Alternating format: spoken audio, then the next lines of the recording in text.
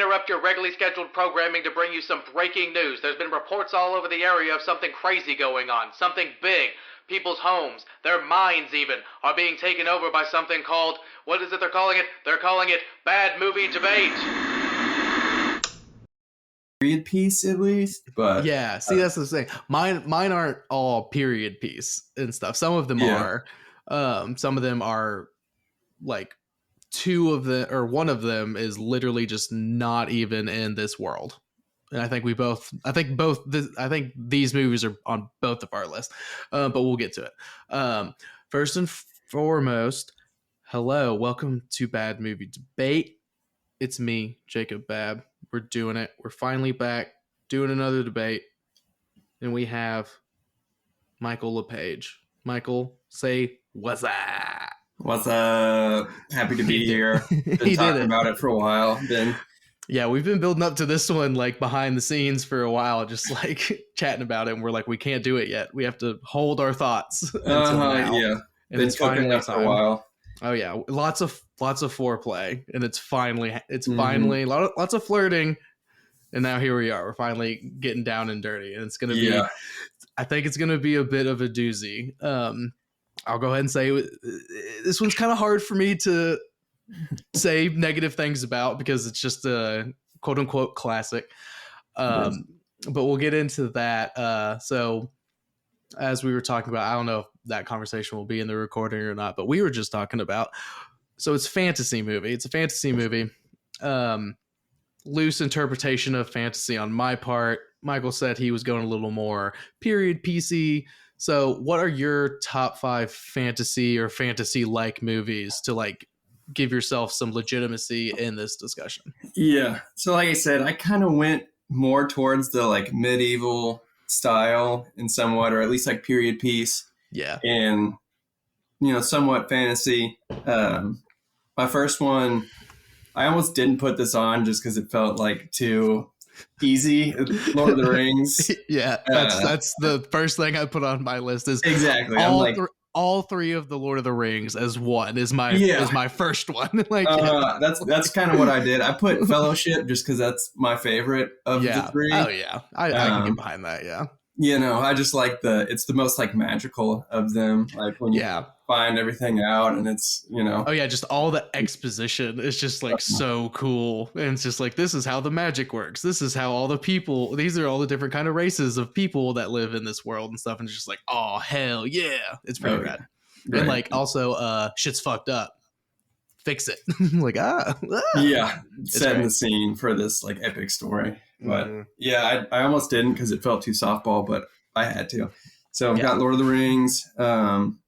I've got Pirates of the Caribbean. Curse of the Black Pearl. Oh fuck! I should have put that on my list. I love Curse of the Black Pearl. Such a good movie. My God. I kind of forget about those sometimes because they're like that movie alone is almost in the tier of the like Harry Potters and Lord of the Rings. Like the first one is just ridiculous. Like the next 2 are like not bad, but there's something super magical like about the first one. Like that's just so good. It's just so good. All time Johnny Depp being perfect. It's if he that's the Oscar right there. They fucked up. Yeah, they should. Like that's his best role ever. They should have given it to everybody. Everybody knows it. Fuck, that's a good one. I cannot believe I didn't put that on my list. But and it's not quite medieval, but it's still got the period piece kind of thing going for it. Yeah, it's got that same vibe. It's still set in that like expansionism, like British imperialism era and stuff. And like they stay very true to that in the best way possible. So fuck, that's a good one. All right, what's next? So I've got this next one. It's not necessarily fantasy, but it's definitely falls into medieval. Kingdom of Heaven. Oh, okay, yeah, that's Ridley Scott, right? Yeah, the Ridley Scott one. I think so. I think he did that. I'm not exactly sure, but Kingdom of Heaven. Yeah, I'm pretty positive. Yeah, but Orlando Bloom. Yeah, it's like the Crusades one. Yeah, and you just can't. He goes out there. Orlando Bloom and fantasy. Obviously, we're Lord of the Rings fans. You can't really go wrong. He's really good at. And Pirates of the Caribbean. Yeah. Definitely movies he got off of. Orlando Bloom is in all 3 of yours. Is Orlando Bloom your favorite actor? Maybe I'm just a big Orlando Bloom guy. Is he your favorite actor? He's my favorite. He might be. He's so cute. He is. He is. There's no denying that. He is. Yeah. You got amazing. The long blonde hair. I mean, different looks in all of them, but like, still but they're all they all work. Yeah, they all work for him. He's my T Swift, my Orlando Bloom eras. Yes, that's exactly what we're doing right now. Like, ironically, Amelia was Legolas for Halloween that one year too. Oh yeah, that's right. So maybe that has something to do with it. I don't know. Maybe I subconsciously forced her into that. Yeah, I think you were probably really pushing. Really pushing it. She's like, no, like, but like that's a dude. Like, I don't want to necessarily be a dude. And you're like, no. You have blonde hair. It's fine. Exactly. Hilarious. All right. So for my fourth one is Hook. Oh, Hook. We were talking about it a little bit this week. It came up. Not Orlando Bloom, so that's good. No. I was gonna say, was he a kid in it? I was like, he could have been a fucking side character kid. Yeah, he could have been a child in there. He could have been Rufio, and he would have loved it. I'm gonna say that he was an uncredited like backup child in that movie. So yeah, he was the lost boy at the very like top of the treehouse, so he was asleep, and you didn't hear from him. But you did. You like he popped his head out for a second, and then like went back to sleep. Yeah, for sure. Yeah. That is a good one though. Good old Robbie. Yeah. And again, 29% on Rotten Tomatoes. That one might have to be. That's kind of what started the conversation. Yeah, debated. That's kind of like I haven't seen it in a really long time, but I mean, it's Robin Williams. It's fucking Peter Pan. Like, it's come on. Yeah, like, right. I always thought it was a classic, but apparently not to Rotten Tomatoes. That's literally why this whole fucking podcast exists. Like seeing movies and be like, oh my god, the movie's amazing, and seeing critics just shit all over these movies that I'm like, wow. Like that's endless the whole reason. Yeah, exactly. Exactly. And so for the fifth one, I went with the Disney Robin Hood. The cartoon like Robin Hood. Shit? The Fox and shit. Oh my god, dude. I mean, very much a kid's movie, but like that was my favorite Disney movie growing up. Dude, no, that's one of the best. Nick, he loves Lord of the Rings, and that is one of his favorite Disney movies, and he doesn't really give a fuck about like Disney or like kids movies and stuff, but he loves that fucking movie. So I mean, it all tracks. That's high fantasy right there. Like that, honestly, it really is. Like that shit gets really into the Robin Hood stuff. Fuck. Okay, because I was thinking about putting the I didn't put this on my list. We'll get to my list here in a second, but the Sword and the Stone Disney one with like the typical Merlin, like that Merlin scene, is like permanently in my head. I fucking love that shit. And then the Black Cauldron is another really good one. I don't even know if I've seen that. Honestly, I might not have even seen Sword in the Stone. Or like, dude, oh my god, maybe it was like in between. It's kind of like I think the Robin Hood one is the older one, so it's more of the classic, but the Sword in the Stone is pretty old too, and I think the Black Cauldron is more like 80s or 90s and stuff. Yeah, but like they're both really, really good Disney fantasy movies. I'm pretty sure Black Cauldron is also Disney. But regardless, those are both really, really good. I was thinking about those too. Mm-hmm. But anyway, so mine, Lord of the Rings, all three of them. Obviously. I'm not going to pick one because when I watch them, I like to do the 12 hours straight if I can. Yeah. If I have the time, I'm like, this is what I'm doing. It's like order some pizza, have some beer ready to go, and just take it all in. It's obviously the best. We don't need to talk about it. Everybody knows it. I put like Harry Potter, the whole, like the entirety of Harry Potter, super integral to my childhood, and stuff. Obviously, those are almost. Yeah, I've almost gotten to the point where like I watch Harry Potter more than Lord of the Rings. Like I feel like they're a little bit easier to just throw on and like. Yeah, and it's also like when we were growing up, ABC Family Harry Potter Weekend. Literally turn on the TV and it would just be like, oh, there's the fourth one again. Yeah, because it was always the fourth one. It was always the fourth one. Whenever I turned it on, they love that one. Whenever I turned it on, I was always playing the fourth one, even though I'd been playing all of them all weekend. It was always the fucking fourth one. So I've seen that one a million times. So that's probably my least favorite one. Best one is definitely Prisoner of Azkaban. Oh yeah, it's so the dark. introduction to Sirius Black and so good. Lupin. Yes, Lupin's like my favorite Harry Potter character. I think I will say though so the best opening scene in a Harry Potter movie, I believe it's the first part of the last one. The these are dark times, like just right there. It's like boom. It's like oh shit, like oh shit, like that's the best intro one. But Prisoner of Azkaban is the best one for sure. Yeah. So Lord of the Rings, Harry Potter, like the whole things. As everybody knows, I'm an A24 baddie. I'm a baddie for A24. Oh, yeah. So The Green Knight is on my list. I was wondering if you were going to put that on there. I just watched it the other night. So I actually got, I actually have it right here. I'm going to show it to you. It's only audio, so nobody else will see this. But so I got this at work. It's The Green Knight, but it's D&D. Oh, shit. So like A24 teamed up with like a role-playing game company. I don't think it's the same as the one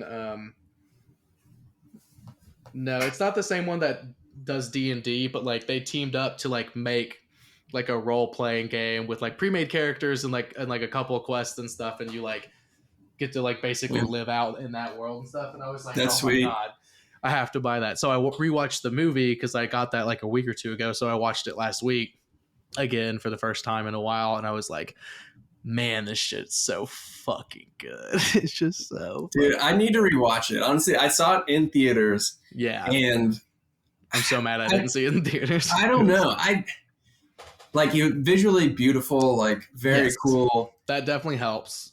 I almost too just like dark and shadowy the entire fucking time for me. Yeah. You know, I mean, that's A24. You know, they're just A24. Like dicks about it, and they're gonna like, of course, really hit hard. Exactly. It's like there's A24 is super douchey, but they do it so well, and it's always so good that I'm like, I'm gonna fuck. They can do whatever, whatever the fuck they want. Like, yeah, very quality studio, obviously. But that one, like I said, I need to rewatch it because at the time, maybe I was hoping it would be something that's not quite, and I wasn't. Mm-hmm. I'm not. I mean, I'm familiar with A24, but I'm not like in their pocket well enough to be like, okay, this is what I'm getting. I need to accept that. Well, it's kind of like it's like not to get we're not going to derail everything and go to talk about The Green Knight, but it's like sorry. It's no. I mean, I'm just not no. That's cool. I'm just like I'm trying to stop. I'm saying that for my own benefit, so I don't get into it. It's based off of the fucking King Arthur Green Knight and like King Arthur Round Table. Like it's a poem of an offshoot of that whole thing and stuff, and like it's an old English poem and stuff, and like they're just like, well, we're gonna make a story out of this and just put a lot of like really awesome, beautiful shots in there and visually to tell this poem, and I just eat that shit up. So I loved it, and also I haven't watched it in a while, and I got like such a different perspective this time. Now that since I knew how it was going to happen and stuff, I was like, this is hitting differently and making it even better since I know everything, I need to go back and appreciate it for what it is, and like definitely worth like a 1,000-year-old poem that they're retelling. It's pretty sick. It's pretty sweet. Actually, I have a lot more to say about that kind of thing for this movie because I actually came across some stuff that I was not expecting, or I didn't realize. I guess I should have expected. So my next one is it's a show, but it's a recent show that I really enjoyed, and it's like definitely fantasy. The Sandman on Netflix. Okay. The Neil Gaiman, it's a Neil Gaiman like comic series from like a while ago, but Netflix made the show, and like the first season just came out like I don't know, maybe like 8 months ago, give or take. Okay. And that shit was so fucking good. It's like super. It's super fantastical. Where the main character, his name is one of his name is Dreams because he's like the god of dreams, and he gets trapped by some occultist this is the very beginning. This is kind of like the plot, so it's not really spoilers, but like he gets trapped by some occultist for 100 years. And during that time period, people either can't sleep or never wake up from sleeping because he's the god of dreams. And like while he's like, and so like there's like it was like the sleeping like disease or whatever, and you either couldn't sleep or you wouldn't wake up and stuff, and like all these stories, and like he like breaks out of it and like goes and tries to figure out what's going on, and he has brothers and sisters who's like death, envy, like, and like all these other different entities that kind of control the lives of humans and stuff, but like, which is crazy because like they're very human characters, but they're gods that control like our emotions and like some of our physicality and stuff. And it's really good. It's really deep. It's awesome. That awesome. Sounds super cool. You'll have to check that out. Yeah, and Neil Gaiman does not miss when he writes either. So like it's I love fucking him. Awesome. Also has just the most soothing voice. I've listened to some of his audiobooks, and it's just I need to listen to some of his audiobooks because I've like read some of his work. Loved Sandman. Loved all the stuff based on his stuff, and I need to listen to him narrate some of his own work because I'm sure it would hit super hard. So good. And then my final one, so yeah, we're talking about that super deep like entities trying to be human and interacting in that world. My last one is Shrek. Yeah, here we go. Shrek is the mine shit. Are just like so the most simple, like, you know. No, dude, Shrek is that fantasy gas, dude. Like, so good. Yeah, I didn't even think about that being. That's what I'm saying. When I was looking at, it I googled fantasy movies, and there was like all kinds of shit coming up, and I was just like, well, I would need something a little more like fantasy, you know? And it's like, and I was like, oh my god, Shrek! Like Shrek. Like, it's of course, a great movie. Yeah, it's a great movie. Yeah. The way it plays on the tropes of fantasy and stuff, and like just kind of puts them on their head, and like the adult humor in it obviously is great. The kid humor is obviously great because I loved it as a kid. Now I love it even more because I realized there was all this other shit going on. It's high fantasy. So good. I will not argue with anybody about that. That's high fantasy. End of discussion. Top notch. That's another one we had in our Suburban that had the DVD player. It was this, and then A Knight's Tale were two of the mainstays. It just always stayed in there. So like, I'm sure my parents would quote the entire thing. Like, never got to watch them, but can quote the entire movie because they were driving. Because they were driving, but they were like, all right, like they just know everything. That's fucking perfect. So now that we've established ourselves a little bit. So we're talking about A Knight's Tale, and it's specifically A Knight's Tale. We're going to get into why it's called A Knight's Tale. I kind of went down a tiny bit of a rabbit hole and was like, whoa, this is deeper than I realized. It's been a while since I've seen it. So dang, okay. I'm interested to hear this. I'm it may be obvious at times. It may be obvious and like, but like I haven't seen it. It's been like 10 years since I've seen it. Really? Probably. And it's been a while, but it's been a hot minute for sure. But so we're doing A Knight's Tale. Heath Ledger, R.I.P. Legend. God, it's so sad, but we won't get into that. I can't have that conversation right now. So as always, Rotten Tomatoes, IMDb, Metacritic scores, just to give the lay of the land. So Rotten Tomatoes critic score is 59%, which I try to go for stuff that's 60 or lower. Yeah. Because that and stuff, because like 50 and lower is like, that's mostly pure trash, except for like, you know, like Hook is 29. You're like, whoa. But like 60 or lower is like, you're like a failing grade. You know what I mean? Like if you were taking a test. So like failing grade. So this counts. And I'm like 59. I was like, when we were talking about it, I looked it up. I was shocked. I was like, really? I was like, I could understand like a 65, like I could get that, but like a 59, really? I know, just to put it, I mean, even if they just went up to 60, I would feel better about it. Yeah, but just, it's like, just something about it's something about the 5 that's just like, you're like, no, you're just immediately like, absolutely not. Right, because when you get a 60, you're still failing, but you get into the 50s, you're just like, oh, I'm terrible at this. Yeah, it's just like, no, this is awful. Get out of this class. Yeah, is it too late to drop this class? Yeah, like, I can't do this. Yeah, exactly. Audience score, 79%. So makes sense. Yeah. No surprise there. Thought it was going to be a little bit higher. Right. Yeah. Than that. I can't imagine on that one. I'm not liking it that much, but I know. They're out there, I'm sure.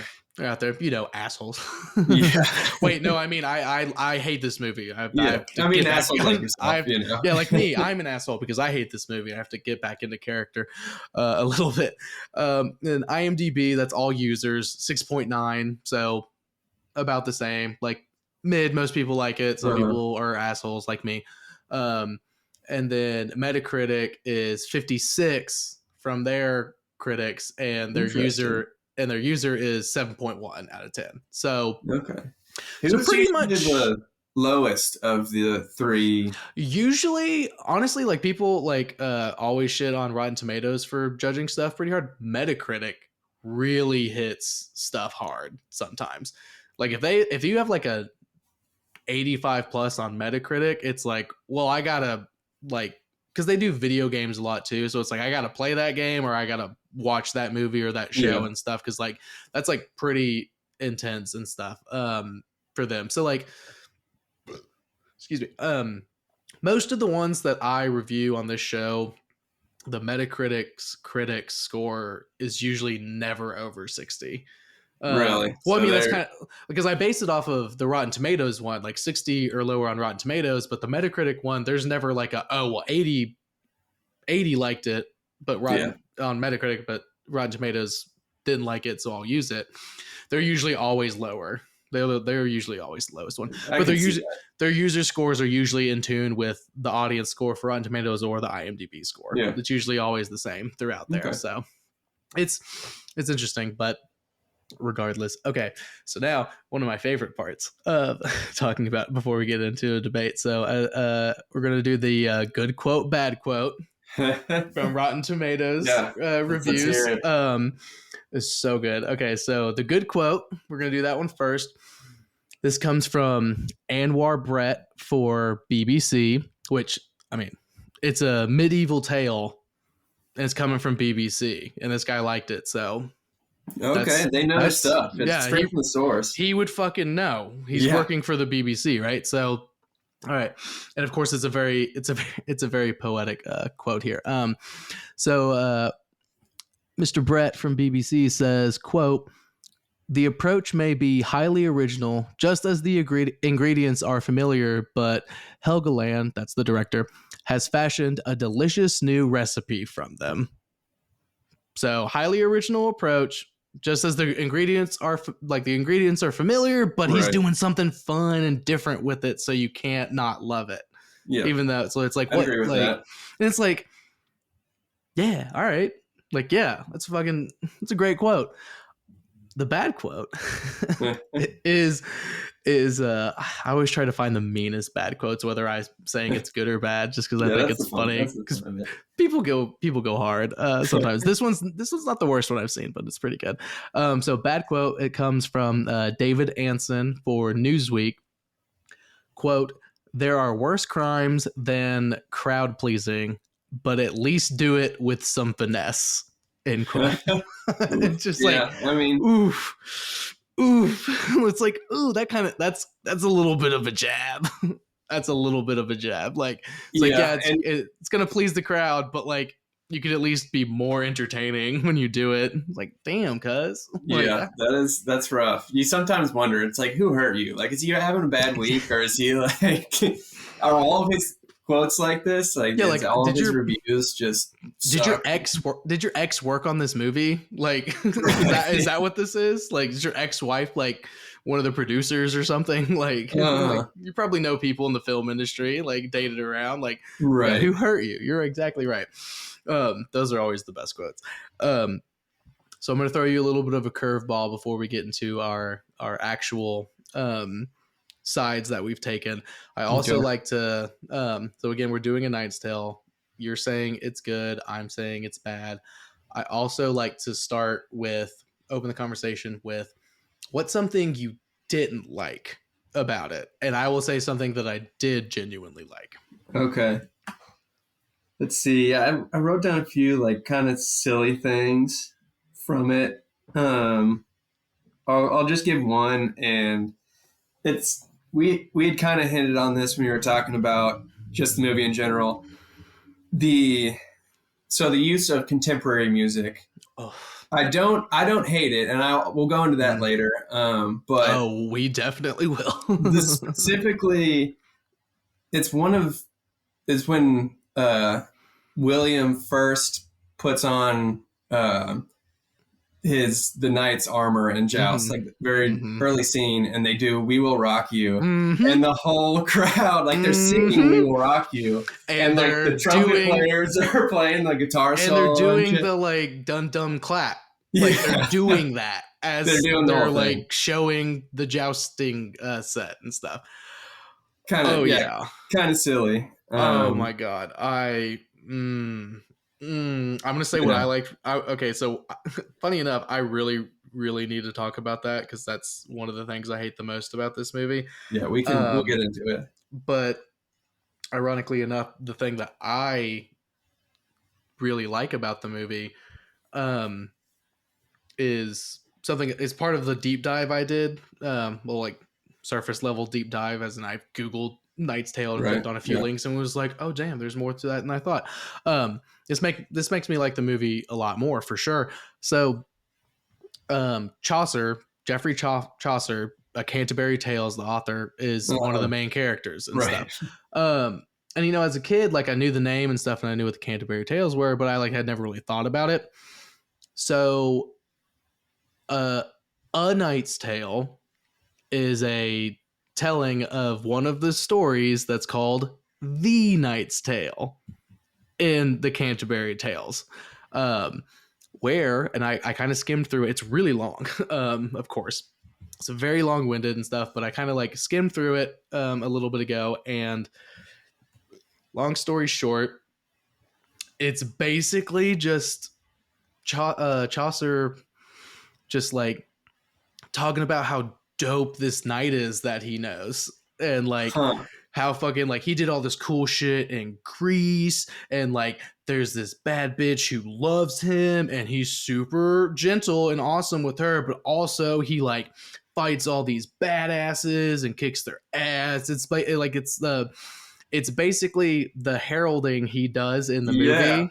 It's like, and like some of the references and things he said comes directly from that. Like he talks about like he spent a year in Greece to be silent and stuff. It's like, that's kind of like the first part of the tale is like takes place in Greece, like a lot. Like most of it takes place in Greece and stuff, but yeah, he's like, oh, there's this baddie and stuff, and like he does all this cool shit. Like he's the best, man. Like I love this dude. Is pretty much what The Knight's Tale is. Yeah, that's cool. And I was like, oh shit. Like I didn't know. Again, it's been a long time since I've seen it, and I was like, damn. Like, okay, shit. Like I never really put that together. You know what I mean? And stuff. And I was like, well, that's really cool. But then I also saw that. What's interesting, so Chaucer apparently wrote a lot. Like that's what he did. He was a writer, and he like wrote like his history is pretty easy to follow because he was constantly writing like his like fiction, but also like what he was doing, like journaling and stuff. Okay. But there's like a year missing from that where he just like he didn't write at all. And apparently this movie is that year. It's supposed to be that year. Like that is that year where he wasn't writing. And stuff. Interesting. And I'm like, that's really fucking cool. Yeah. Like that's really fucking cool. And it like definitely elevates the movie in a way that like I didn't expect. And the reason I don't expect it is because of all the fucking contemporary music that immediately rips me out of the story. For them to be so in touch with the past. And then they're hitting on it so hard and in such a cool way that I did not realize, but like it totally makes sense and it works and it's such a great concept. But then, and like you have the fucking intro where it's like the text on the screen talking about like what knights are and stuff. And then you have the scene where the knight's dead, he's putting on the armor, and then fucking opening credits. They're all fucking singing and dancing to fucking We Will Rock You and stuff. And I'm like, and it's just like such a hard rip out of the immersion that I'm like, what the fuck is going on? And then like, there is some scoring, there is some like, which it's a good score. That's the thing is like the score itself is cool. Like when the score hits, it really works and stuff. And it's just like, so why not only drop in the contemporary music, but then like have them actively know the music. Right. They're playing it like that's the most offensive part for sure. And then cut to when he's fucking I said this to Austin as soon as it started happening, and she was like, oh my god, that's exactly what this song is. When he's doing his training, when he convinces them to like, oh, we'll take our gold pieces and I'll train and stuff, the fucking song they play is Lowrider, the fucking theme song for the George Lopez Show. As they're all like oddly jumping through the air and smiling at the camera. Yeah. I was like, it's fucking George Lopez. And it's like they're doing a montage, and now I'm sitting there, I'm supposed to be watching him get better, and I'm fucking thinking about the George Lopez Show. Like, what? Like, don't do this to me with the music. I'm like, I want to like this movie more than I do. I mean, I do like it, but like I should like it more. The music really, really fucks with me. See, I never really. So this is definitely where I knew Lowrider from. Like, I never really watched George Lopez Show. I mean, sometimes Nick and Night when you're like, exactly. It was like having a sleepover and it comes on like after Fresh Prince, and you're like, exactly, trying to go to bed. Fresh Prince just ended. Like, all right, well, I guess I'll see what this fucking show is. Like, that's the only reason I watched it. You know, because I was like, I couldn't sleep, so fuck it. What do you know it from? It's the only reason I know this song. I will go ahead with my rebuttal to the contemporary music, and I'll give you, there's some silly parts of it, like them full on like playing We Will Rock You with the like horns, and the guy on stage, like the main herald, is just like dancing around, like kind of sexy to it. Exactly. Super ridiculous. But my take on it is that it's, as much as it is a medieval movie, it's also a sports movie.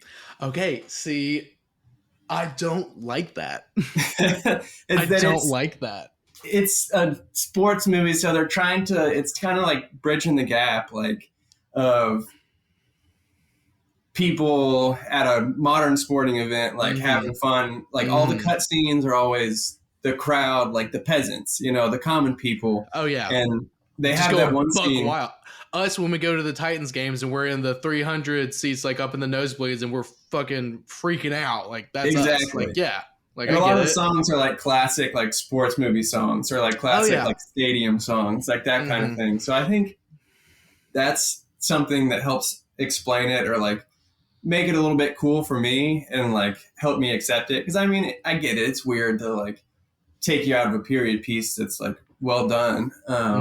But that's kind of where I explain it away, is that like, think of like Invincible, or, you know, The Rookie. It's like an underdog that comes out and he just like kicks ass playing sports. Yeah, I mean, fucking Eye of the Tiger, you know, fucking Rocky. Exactly. Like, I totally get that. And like watching it like with a skeptical mind, like I like paid more attention to that. Like, well, it's also a sports movie, like it's and stuff like that. And but like, I just didn't. For me, I was just like, you can do, I don't know, you can be a little more subtle about it. You know what I mean? Like, and that's why I'm upset, because like all of the costumes, all of the set design and everything, like they're actually riding fucking horses. I'm super excited for the new Indiana Jones movie, but like he's fucking Harrison Ford is literally riding a fake horse. You can see it in the trailer. Like, that horse is not real. It's just like they're like using actual like they're using actual like practical effects to do everything and stuff. And like that's very, speaking of fucking England, like Shakespeare, it's very theater. You know what I mean? Like they like obviously Greece invented theater, but then like England had a pretty good run with theater and stuff. So like, I'm like, yeah, like lean more into that and let me understand that it's a like show me that it's a sports movie. Don't tell me it's a fucking sports movie. Yeah. Especially because the reason that I don't like it that it's a sports movie and stuff, or that's too on the nose, is that one of my the period piece stuff is really good. Like the costumes and the design, set design and everything is great. but the writing, like the actual dialogue writing, was very hit and miss. Like every time he's talking to Jocelyn, his baddie, like they're talking very flowery. There's a whole scene where they're all telling a tale of like a lost love, and so like they're writing the letter and stuff, and that's all very poetic and beautiful and stuff. But then cut to the next scene and they're talking very modern. Yeah, and I did notice that. So I'm like, where am I? Like, where am I? What year is it? Like, what's happening right now? So like, it felt like it was like they were trying to toe the line, but it was like too on the nose in certain scenes, depending on what vibe this scene was supposed to like put into your brain. You know what I mean? Yeah. Because like, and then another part of the writing is the fucking bad guy. I can't even remember his fucking name. Adamar. Oh yeah. Yes, like he who Austin and I were talking about this when we were watching it. Like she was like, so he is Calabar in the Halloween Town movies. Remember the Halloween Town movies? The decom? He's the Calabar, like the evil warlock. Like that is really? The same dude. He's got a bunch of like face makeup and stuff on, right? Yeah, he's got like some shit on. I'm pretty positive. Maybe I may need to fact check myself on that. I'm a fact check myself. I don't remember him being in there, but I feel like he's got like shit on his face, so like it very well could be. I think that is the truth. Austin is gonna swear by it. I hope my memory of like early childhood things is absolute shit. Like some people can like reference specific SpongeBob episodes, and I'm just like, how do you remember this? Oh, I can do that. Yeah, but fuck yeah, of course I can. Oh my god, it's not. Oh my god, it's not the same guy. I don't think so. Well, so that means you like the movie, right? Since you absolutely not. Now that you figured that out, holy shit, it's not him. Dang. Because he would have been too busy because Halloween 2, Calabar's Revenge came out in 2001, just like this movie came out in 2001. He was busy making a masterpiece. Yeah, he was too busy making a totally different kind of amazing movie. Because Halloween Town fucking awesome. So it's not him. But I will say, she gets underneath the glass table and gets stuck. She tried to, yeah, I think she's getting too big. She's starting to be high. Say hi to the kid. I am. Hello. Hi. She's fine. Hi, Junie. She's getting too big for puppy hiding spots. Oh, poor girl. Regardless, he looks too villainous. Too villainous? Like he has these sharp green eyes and this beautiful curly black hair and that sharp jawline and stuff. Yeah. And like to the point where it's like, okay, like he's a good actor. I think he does a good job in the movie. Yeah. But like it just like he comes off in certain scenes when they're not trying to be like period PC and they're trying to be more modern sports. He's too like rich kid camp. Yeah. Like his character and stuff. And I'm like, come on. Like you're you're making fun of the poor kids and saying they're never going to get any bitches and stuff. Like, come on. I mean, like, I see that, but I feel like that's almost like the main core of the movie. It's that like it is the main core of the movie. Oh, like it's a movie for the common people. Like it's a celebration of the peasants and almost like an antithesis of what most medieval movies do. Most of the time, or shows, you get the like Game of Thrones, like nobility. And like you never see peasants, like unless they're getting murdered by they're getting murdered. Yeah, they're getting murdered. Yeah, they're getting murdered in mass, or someone's using them to make a point. It's like the only time they're ever even talked about. Or they're like beggars on the street. Well, that's completely fair because during one of Chaucer's heralding, I think it's the first one when they have him as herald. He like says like, my lords, my ladies, and then he turns around and he's like, and all of you people who aren't sitting on a cushion, which apparently is a reference to the Beatles when the Beatles played in some super bougie place in front of the Queen, and before the last song, John Lennon said like made a reference to all the people in the cheap seats. Like blah blah blah blah blah blah blah, and that's like a direct reference to that and stuff. Okay, which like sick reference. Cool, but like modern. So Yeah. like, Yeah. I don't hate that as much. Modern stuff can inspire a period piece, like, and you can tell the story and stuff. Look at The Crucible, the fucking play that was about Marxisms in the 50s, but it was about the Salem witch trials, you know, like, so that obviously can work. So I'm not mad about that, or anything, but I do agree with that point. It is more of a movie for the like, quote unquote, like commoners and stuff, as you put it, and like it's not supposed to be this high fantasy flowery Right.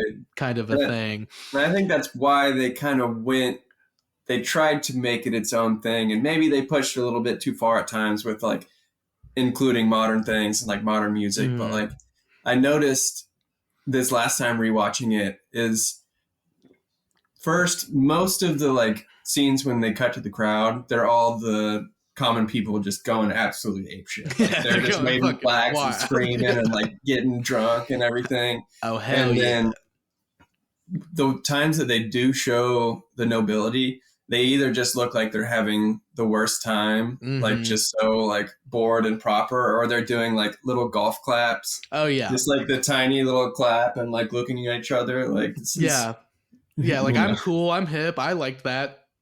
I'm going for who you said, like shit like that. Which is fine. And like I get that, and like I think that's part of the point. Like they weren't trying to make a high fantasy movie. They were trying to have fun and make a fun movie, and they definitely succeeded in that. But at the same time, you can be a little more subtle. Yeah. You know what I mean? Like, so that's part of it. I also just forgot, going back to I forgot that I wrote this down. During the opening scene with We Will Rock You, they do the fucking wave. Yes. They do the fucking wave. Like, are you kidding me? There's a lot of those things where I do feel like they're really trying to put in like, this is just like a crowd at the the Titans, which is cool. Like your common person's like football match or football game. Oh yeah, exactly. And like they even have the guy who comes around, he's with the concessions guy, like tax made hot wine. Exactly. Hot wine. Like, which is fucking hilarious. And like I do think that is a great bit, like, since they were doing the sports movie thing. Like I was cracking up during that. I was like, that's okay, that's very on the nose, and like I kind of don't like it, but that's funny. Like that's just genuinely funny. But one thing, I wrote this down. One thing that they definitely kept alive from the time period was the misogyny.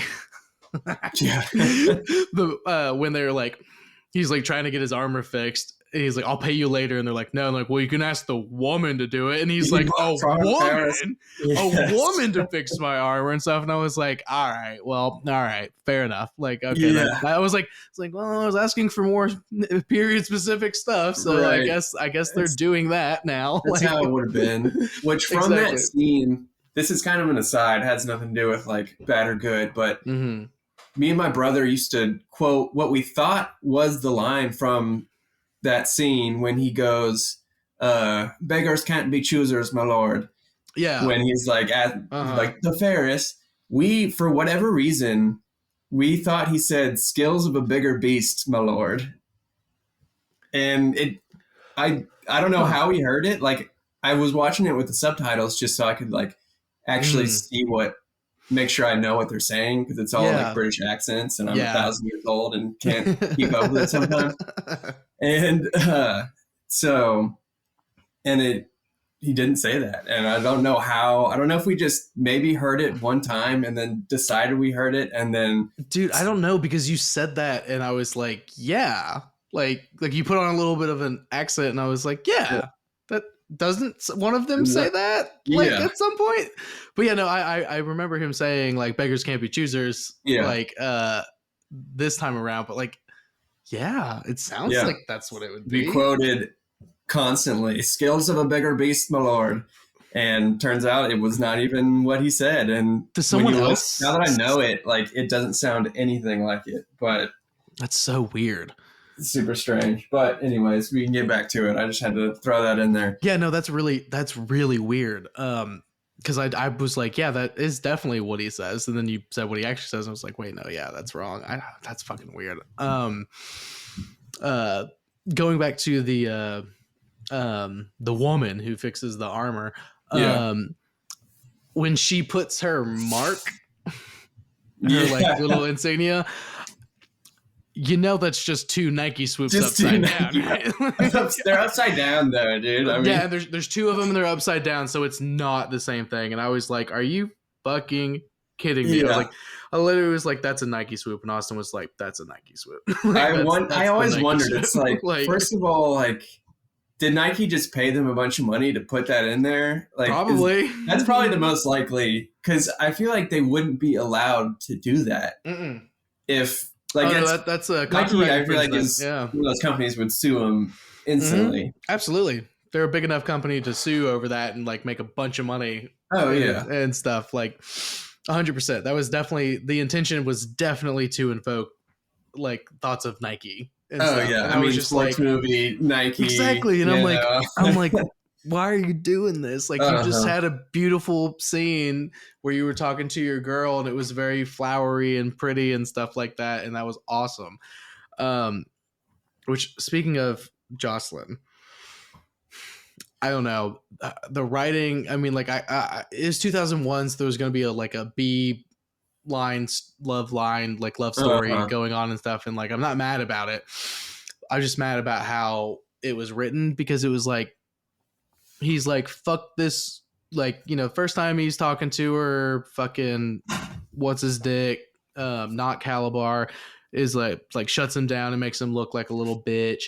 And but then he's like starting to like be flirty, and she's into him and stuff, and then all of a sudden, and then bad dude dips out of the tournament because he has to go back to fucking war. Because he's like, it's like, oh, I'm just doing this. War's died down, so I'm just gonna go have some fun. And he has to go back to war, and fucking William throws a fucking fit, and then he gets like mad at her and tells her to fuck off, and then like, and she's like, okay, well, fuck you too. And then the next scene that involves her is they're writing the love letter because it's been a month, and I'm just like, okay, well, that was like, he got mad out of nowhere, and now he's over it out of nowhere. It was just like, it's like too fast and stuff. It's like, it's a 2-hour movie too, so like they had the time to like put a little bit in there and stuff. It was everything was very abrupt with the love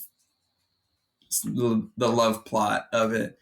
It's I did notice that this last time, and I was like, I don't know, like, I don't think Jocelyn necessarily does a bad job. Like, the actress, I think she does okay. No. Like, she has some good scenes, but it was kind of all over the place with the writing. Like, they try to make her just kind of like playing hard to get, like, I'm my own like independent woman, which works, but then they also like, I don't know, they kind of go in and out of that. She like immediately falls in love with them. Yeah, exactly. It's like, just like instantly, I'm not interested. Then next scene, I'm super interested. And like, oh, now you're mad at me, and like, oh, now you wrote me this letter, and I'm in love with you again, and stuff. Yeah. And then I will give the character, and so therefore the writing, the credit of when she's finally like.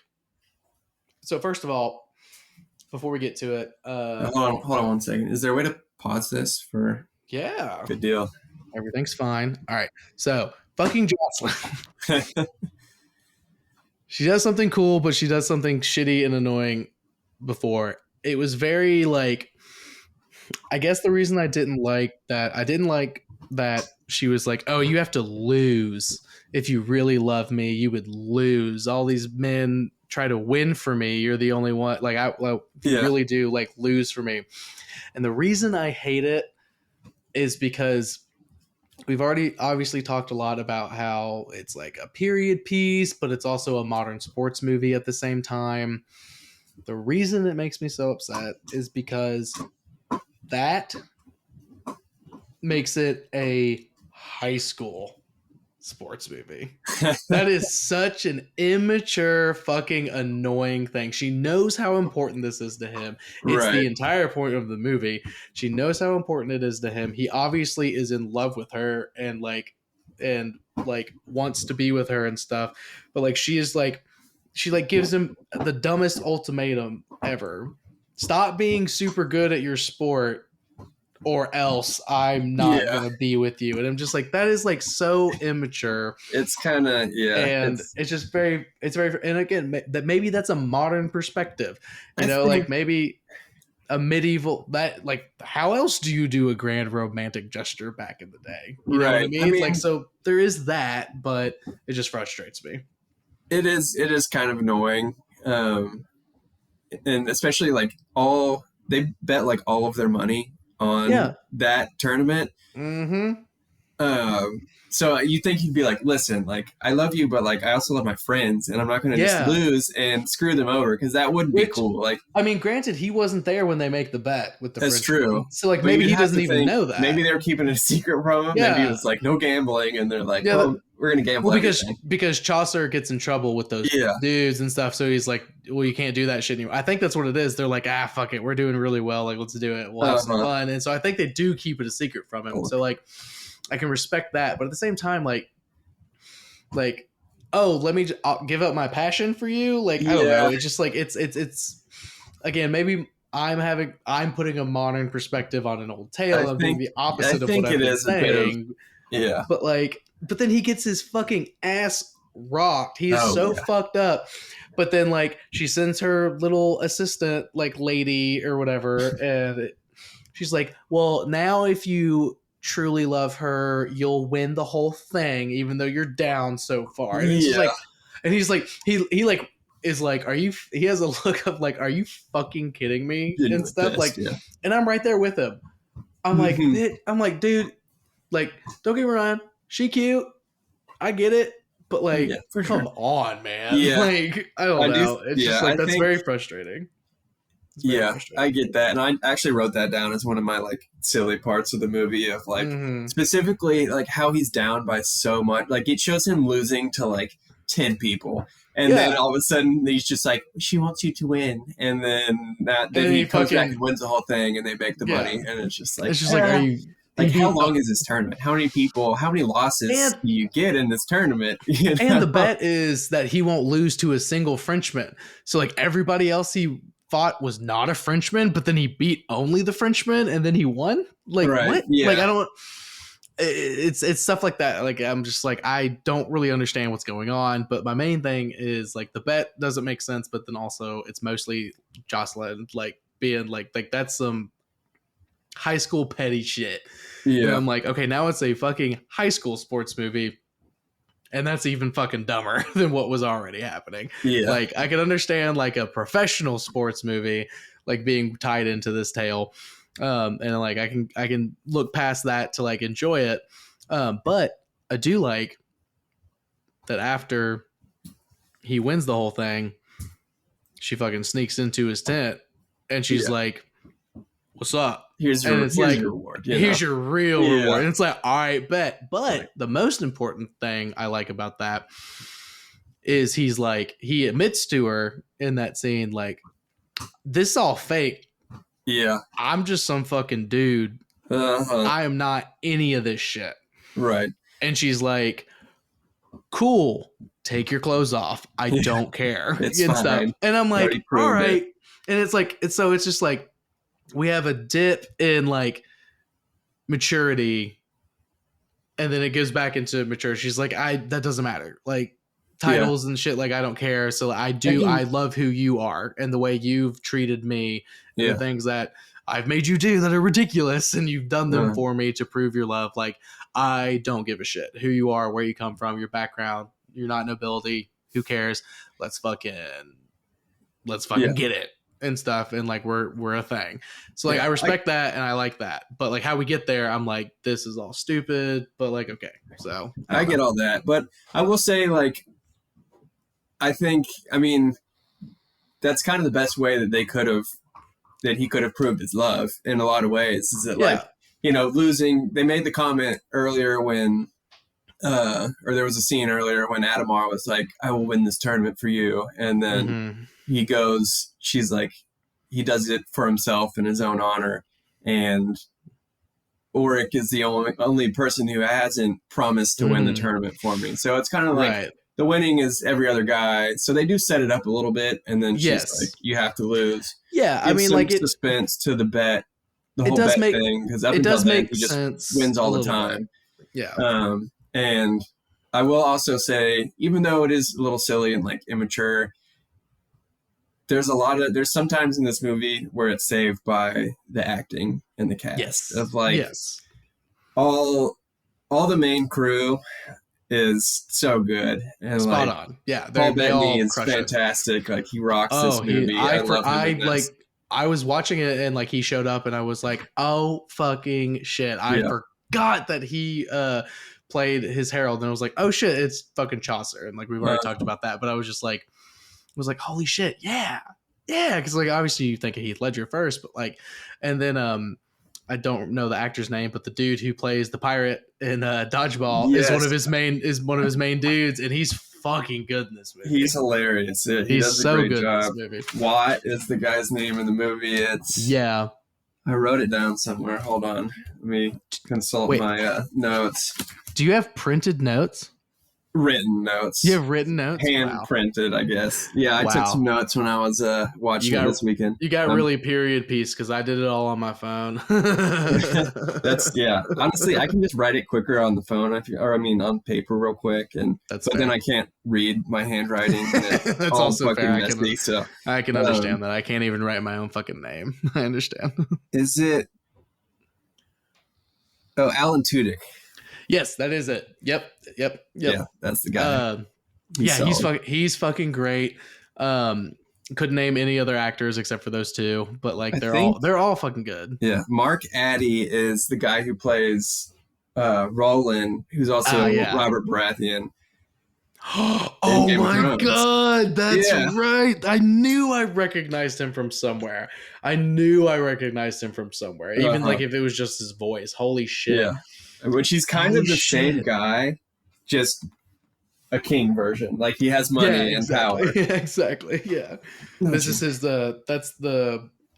that's what he was doing before he stumbled into being king. He's just fucking doing all this bullshit. Yeah, he eventually. It's actually a prequel to Game of Thrones. Exactly. He eventually makes it. Wow, that's great. I thought House of the Dragon was the only prequel to Game of Thrones that they made so far, but I guess they did this one first. Holy shit, that's so fucking funny. But yeah, great cast.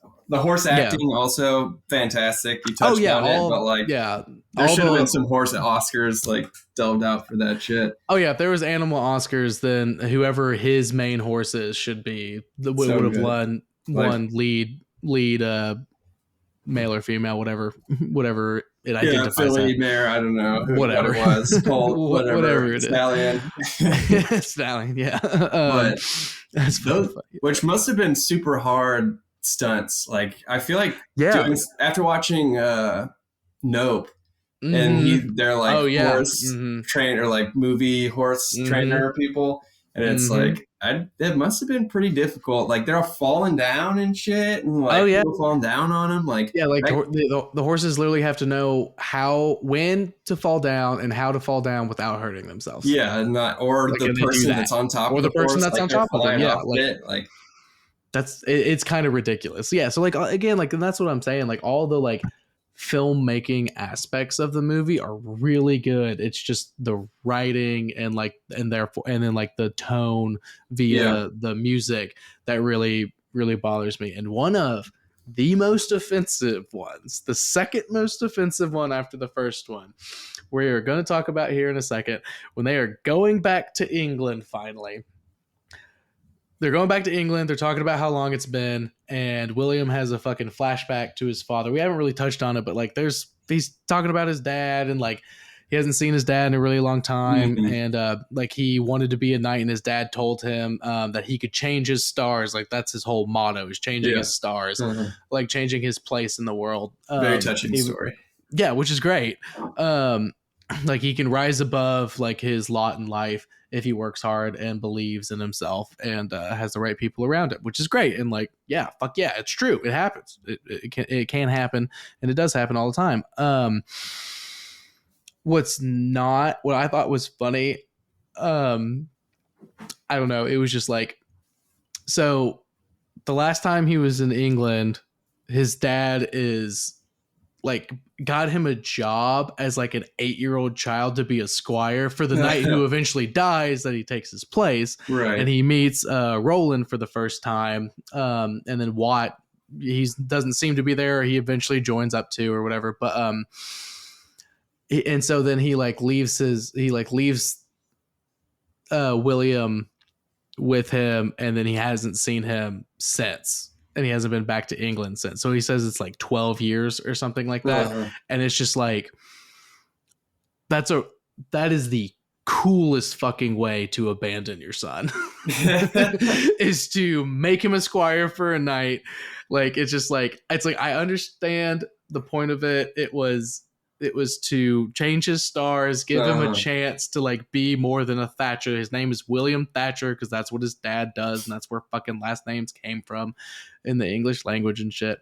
And he's like, well, this is the only way I can do that. But it's like, he's 8 years old. It's like he's young and stuff. And it's just like, all right, well, here's this strange man. I'm just gonna, you got to go with him now. Yeah. Peace. Like, I'll see you later and stuff. Like, again, I understand that it's like a touching moment and it's like he's taking a risk to like do this, and he may never see his son again, which actually he doesn't ever see his son again because his dad's blind. But it's just like, I was just cracking up at myself. I was just like, wow, fucking the coolest way to abandon your son. It's like, yeah, he's gonna fucking go be a squire and become a knight one day, bro. Yeah. Like, it's totally cool that I just abandoned my child. Now I have no loose ends and I can do whatever I want. Right. Like, oh yeah, he was partying it up. Sure. Exactly. Yeah, he was like, I didn't think about that. I guess he went blind from some like early form of moonshine or something. Like, they never talk about how he went blind. Like, it had to have been that while he was just raging at the fucking tavern every night because he doesn't have his kid to take care of just anymore. Getting hammered on rancid beer. Exactly, dude. Exactly, dude. There's a fine line in love for your son between wanting a better life for them and just getting rid of them entirely.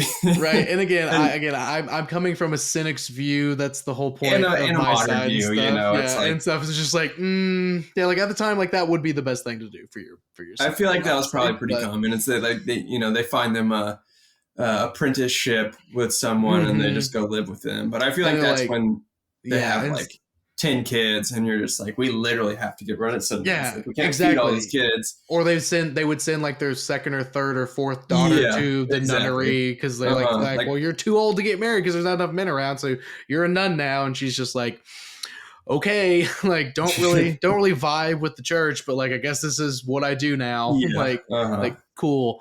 But then they were all just like getting down in the nunneries. That's what the majority of nunneries were back in the day. No doubt. So it's fine.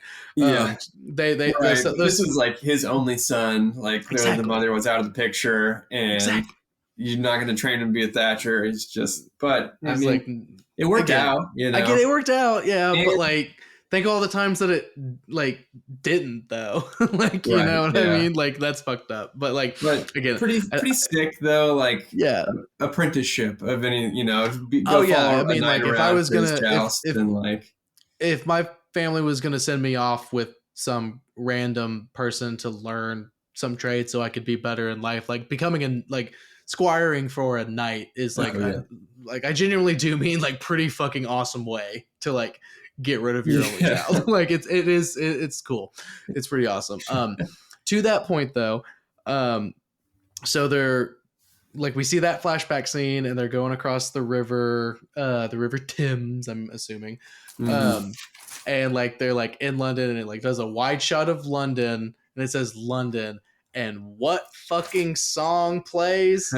Not some beautiful fucking score set to the time. The fucking boys are back in town. Like, it's like, and I'm just like even Austin was like, all right, that's a little on the nose and stuff, because she's a big defender of this movie as well as most people are, and as most people honestly probably should be. But I was just like, this music though, and she's like, yeah, that's pretty rough. Like, that's pretty, that's pretty comical. Back in town. It's like, because I mean, they are. They are. Sick song, they're trotting around on the horses and, it's just like running around and shit and stuff. And then, but yeah, so since they're back in town, he goes and sees his dad. His dad's blind now. Mm-hmm. So again, like he literally never saw his son again and stuff, but they reconnect. And then that starts to unravel the whole thing though. Cause, what's his fucking dick? Sees it. Yeah. Adamar sees it.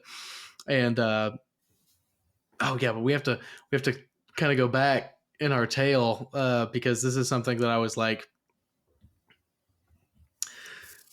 so we get to a really bad part because he gets exposed for being a fraud and being just some commoner and stuff who lied about being nobility.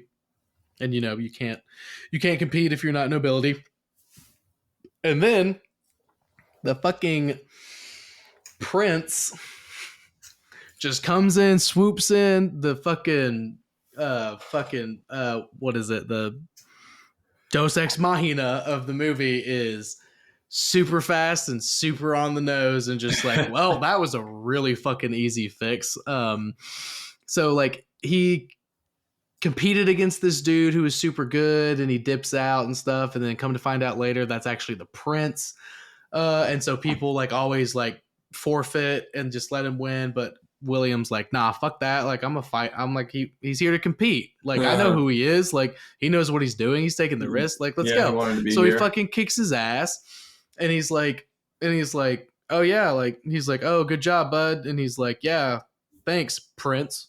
Yeah. And he's like, he also has the one before that where he's going against the same guy, the Prince, but he doesn't know, and the prince is like injured, so he has to withdraw. Yeah, so he withdraws. And instead of fucking him up on the withdraw, he holds his lance up and shows mercy on him. He's like, no, I'm not gonna smoke him. I'm just gonna like he's hurt. Yeah. Like we're just gonna draw and it's gonna be fine. A very knightly move by exactly. William. And then we see him again, and then he reveals he's like, yep, it's me. Like everybody who thanks. That's what's going on. That's what's going on. So he's in the fucking stocks, and they're in London. So the prince is around. He just comes down and he's like, "Hey, this guy is more of a knight than most knights I know. So it's cool, bud." And he fucking knights him on the spot.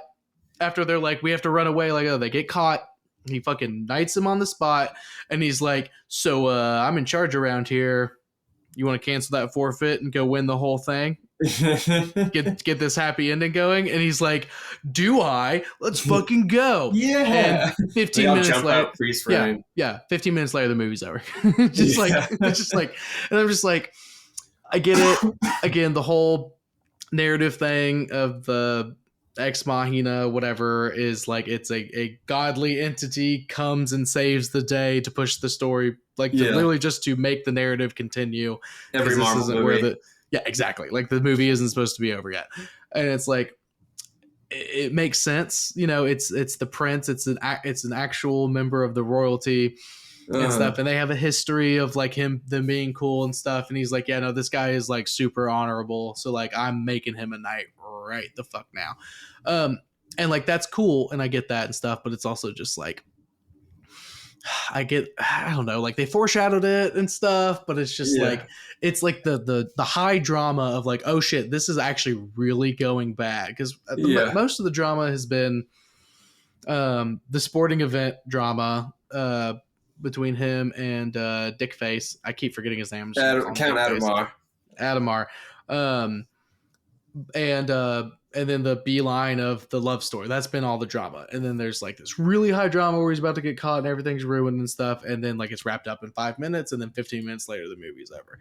And it's just like, okay. Yeah. I don't know. I'm like, so we didn't know how to end it. Well, yeah, they just, in a way. It felt like it. It's kind of a longer movie than you would think it is. Like it feels like it would be a pretty short one. It's like 2 hours, I think. Yeah, something like that. Yeah. And so, yeah, it's kind of a quick wrap up of like the main conflict of the film, like the true and I will say though that kind of like a meta conversation about like film in 2001, like a 2 hour and 12 minute movie. Like that was a really long movie back in the day. Yeah. Like, we're watching 3-hour fucking movies in the theaters and not batting an eye. Like right, yeah. Like these days. Like I just saw Across the Spider-Verse, and that's like a 2-hour movie, 2.5 hour animated movie. Right. And it ends on a to be continued. Right. And it, first of all, spoiler alert, on a to be continued, fucking everybody fucking go see that shit. That's the best movie I've seen in theaters this year. It's fucking amazing. Fantastic. It is so fucking good. Watch the first one if you haven't seen it, because you're not gonna give a shit if you haven't seen the first one. But like it's so fucking good. But that was an animated movie that was 2 hours, over 2.5 hours long, and like this is a full like practical effects, period piece, costuming, like everything. But it was 2001, so it was like, whoa, like, whoa, I'm busy, guys. Like, already I don't have time to do this. So it's like, it was already kind of long and stuff, and so like they had to wrap it up really quick. And like I understand that based on like that's the times of that the movie came out and stuff. But like, I don't know, maybe again, it's like I'm doing a modern thing, like, and this is old now, like where it's like, and I mean. You could flesh that out a little bit more. I get that because it's quick, but like I also don't necessarily like know how much more they could have gone with it, other than like going to like maybe Watt or Roland like goes to find the prince or something, and like well, that's the thing. It's not even that it had to happen more in the moment, and stuff. It's give me like, okay, so maybe a good example or not. So season 2, I think, of Stranger Things, the sidebar episode like 7 or 8 where she goes to find her quote unquote sister, and it's just that. Everybody hated that episode. Yeah, horrible. It's the worst episode of the entire series, right? Yeah. That's an important, but like you look back at it, it's an integral moment for Eleven's like emotional development and like her character arc. Instead of putting it all in one bad episode, tell that story throughout the entire season by cutting to scenes of it. Like sprinkle that narrative in throughout the entire piece of the season. So instead of putting all of the bad drama in that 5 to 10 minutes, hint that people are catching on. They make jokes of people maybe catching on and stuff, but they immediately shut it down. The only thing that they build up to and foreshadow is that the prince is going to save him. Yes, the prince. He is. They are not worried about. They're not worried about him getting caught. At any moment. They're and then very all of a sudden, like he is fucking caught, and it is over. Like they call him William constantly, and people are just like anyway, like you know what I mean, like show like sprinkle in more of that. Like that's the main story. He is faking being nobility so he can be in this sports movie that we're watching. That's in the middle. I see that. I think they could have used more of specifically Adamar, like kind of being suspicious. Because I mean, since he's the one that finds out country nights being no better than peasants, and then he does the thing where he like tells him kind of smugly to like let's see a dance from Gelderland, like, and the way he says it, it's almost like he kind of has some suspicions, but it's way too subtle without anything else. Yeah, like if he had been like they had a like aside with him and his like herald, he's like, I've never heard of this guy before, like. Is this like who the fuck is this guy? Thing? Yeah, like where did he come from? He comes from where? Like where even is that? Like you know, because like the land he comes from is not real. I think it is. Let me look it up. I think it's real. It's like the tiniest little country in the world, and obviously it was like it's the Middle Ages, so like obviously the flow of information was not like someone couldn't just Google it and be like that's not real. You're not real. You know what I mean? But like. It's a Dutch province. It's a Dutch province. Okay, yeah. So like he's like it's a real place, but it's very specific and small. It's hard for them to fact check. So like right, and it's you are right. You are right that he does seem to have some kind of vibe, but that it's a very subtle and it's only that one moment, and then he immediately flips it, starts fucking dancing. Jocelyn is in love with him, so she's like, "Oh yeah, like I know this dance," and fucking goes in there and helps make him up, and then.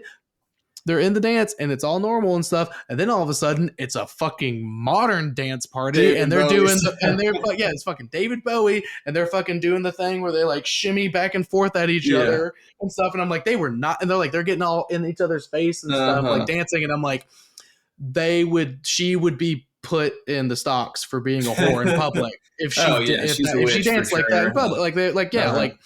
So like that whole scene pisses me off for that reason we've touched on a lot, but you are right. Like that's the only inkling of it. And it's immediately shut down. And then Adam R just like walks out being like, I wanted to dance with her. I didn't embarrass him. He just like storms off like a little punk bitch. Right. And you could make the argument that that's not what he was going for, that he was just like trying to embarrass him. Like, this guy probably can't dance because I suck at dancing. Like, if I put him on the spot, like call him out kind of thing. But just the way he says it kind of makes it feel like he's suspicious, but there's nothing that, but it's just that. Yeah. And then the next thing is not enough. And then we cut to 30 minutes later and somebody is following him and she's like, oh, I'm going to go tell him. And it's like, did he hire her to follow him? And then like, was she just like, oh, why is this fancy Dutch province nobility walking in like the shit part of town, like the bad neighborhood? I'm gonna follow him. And then she's like, oh, I heard these guys got beef, I'm just gonna go tell him and maybe he'll give me some money. Like there's no explanation and stuff. So like I'm a little frustrated that like it's already a long movie, we can handle it and stuff, but like add just like sprinkle in a few more scenes of like the stakes, because right now the stakes are he's gonna lose or he's not gonna get with the baddie, and it's like, but then all of a sudden the stakes are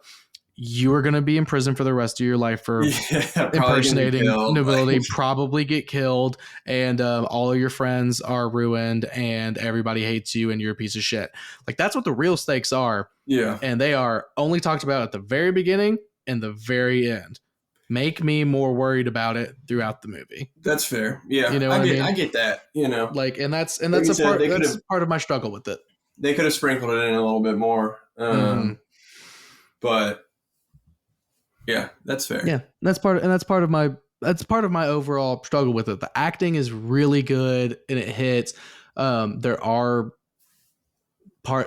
are parts of the sports movie in a fantasy setting that I do like. Obviously, overall, I don't really like it. I don't think Jocelyn's character was written super well, but the actress does a really good job. And then like I really love that it's A Knight's Tale based off of The Knight's Tale from Chaucer. Which also when those guys first come up to like shake him down for not paying them, so that character is called the Summoner and the other character is called the Pardoner, and he's like there's a moment where he says like he's like, well, y'all are gonna die and like y'all are pieces of shit, but like I'm gonna write y'all into some fucking stories and everybody will know how much of pieces of shit you are forever. And they're like, yeah, whatever. So in the Canterbury Tales, there's the Summoner's Tale and the Pardoner's Tale, and they are both described as ugly, gross pieces of shit, basically.